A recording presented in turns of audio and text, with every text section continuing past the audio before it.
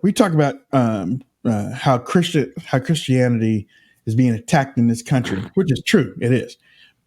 Christians are being attacked. The church is being attacked. The church is being Worldwide. by the governments for a long time because they are trying to destroy faith. They're trying to destroy our belief, our belief in God, in worshiping God. They want us to worship man more and materialistic things than they want us to worship God. Okay, so I said that to say this. In Texas, there was a church founder. He had over 100,000 followers, members. He just resigned. The church is South Lake Gateway Church. Somehow, some way. Now, this happened in the 80s. He molested a 12-year-old and just came out. She was, actually, she was between 12 and 16. And it just came out. I was raised up in church. I don't know. And basically, when you go to church, you don't know everything that is happening in the church. You don't.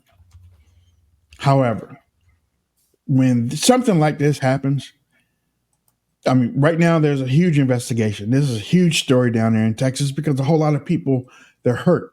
Their hearts have been hurt. They're really going through a mega hurt on this because they have trusted this guy for so long.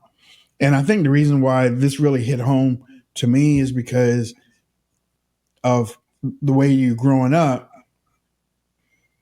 And when this happens to a young girl or a young kid, but a young girl in church,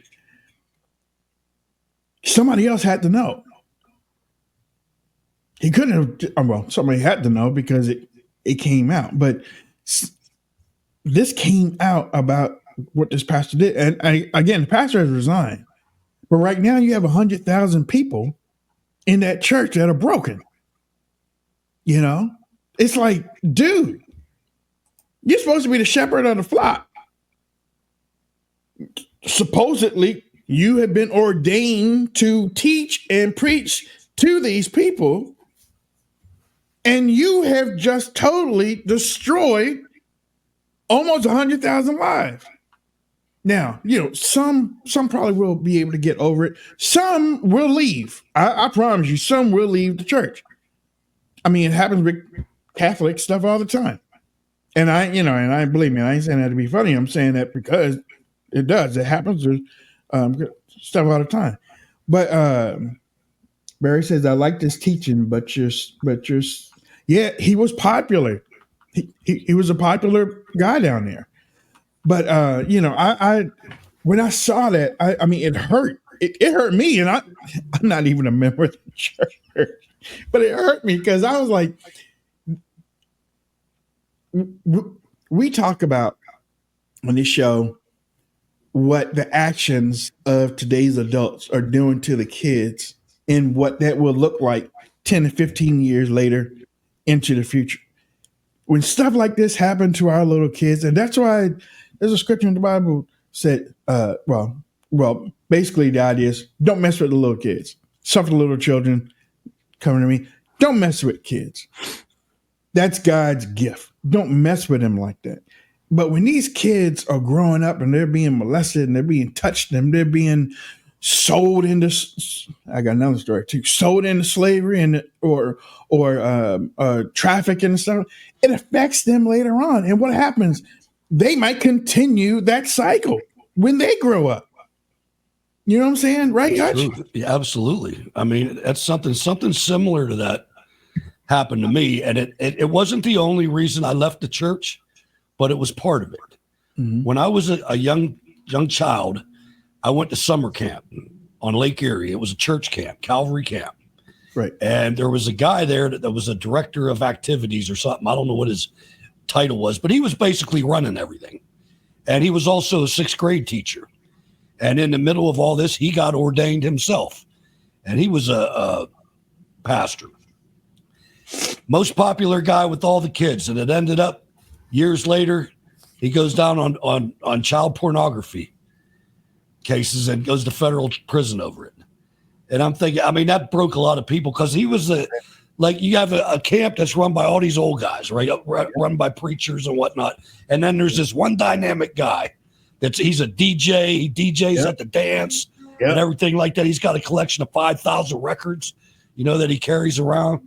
And boom, that happens. It's like, you got to be kidding me, man. Yep. I couldn't believe it. I was stunned. I got to say, this story's been heartbreaking. I had mentioned a few weeks ago we started a Christian website, the Christian Tribune, where we talk about that. And we've been covering this story, and every day or two new news comes out, and it's just heartbreaking. And here's the sad thing. And I also didn't go to church much as a youth because I read the Bible. I looked at the commandments. I'm like, God, I love that. And then I went to my church. My church sucked, and it was people that weren't living the biblical values. So it was one of those, I love the Bible, but I hate going to church. It's kind of like us. Like, I love the Constitution. I love America, but I hate our government. And I found as a grown-up, I go to church now regularly. My wife and I attend. Sometimes we do it online, sometimes in person. And it's a matter of, the church is full of sinners, just like the world is full of sinners.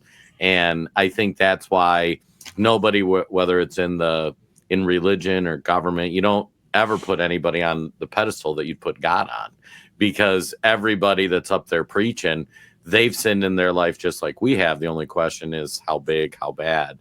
And for some of them, it was really bad. But it's really sad, too, because I see a lot of people use stories like this to like denigrate the church or the Bible or Christians. And it's like, you know what? Every single person watching this show, every single person in the world is full of sin.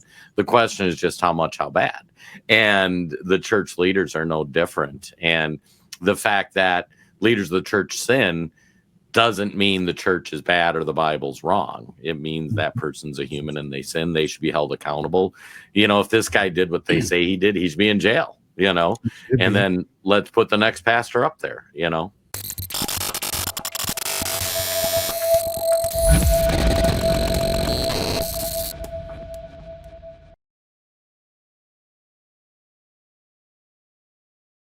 Mike Lindell here, and like you, I see our country being destroyed daily.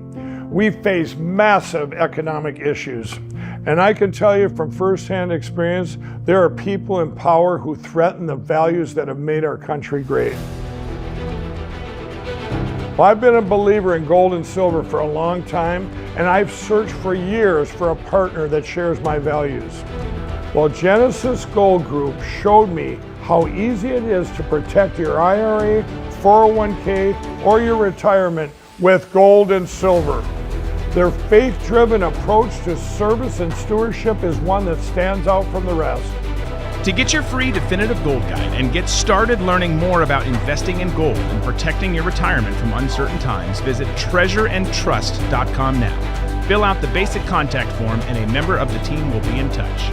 Again, that's treasureandtrust.com or call 855-625-7760.